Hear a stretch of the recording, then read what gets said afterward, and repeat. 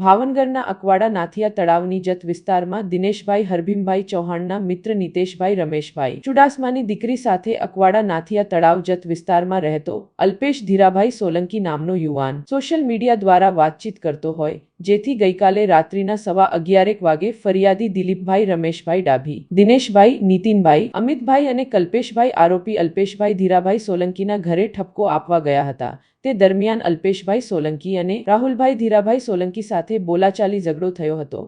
આ સમયે રાહુલના મિત્રો સુરેશભાઈ ભીમાભાઈ સોલંકી અને બાળ કિશોર આવેલા અને ઝઘડો કરવા લાગેલા હતા। આ દરમિયાન ફરિયાદીના મામા દિનેશભાઈ હરભીમભાઈ ચૌહાણ સમાધાન માટે વચ્ચે આવતા તેમને છરી વડે ગંભીર ઈજાઓ કરતા મૃત્યુ નીપજ્યું હતું। આ અંગે ઘોઘા રોડ પોલીસ સ્ટેશનમાં ગુનો નોંધાતા પોલીસે ગણતરીના કલાકોમાં રાહુલ ધીરુભાઈ સોલંકી, અલ્પેશ ભીમાભાઈ સોલંકી, સુરેશ ભીમાભાઈ સોલંકી અને કાયદાના સંઘર્ષમાં આવેલ બાળ કિશોર સહિતના 4 આરોપીને ઝડપી લઈને આગળની કાર્યવાહી હાથ ધરી હતી।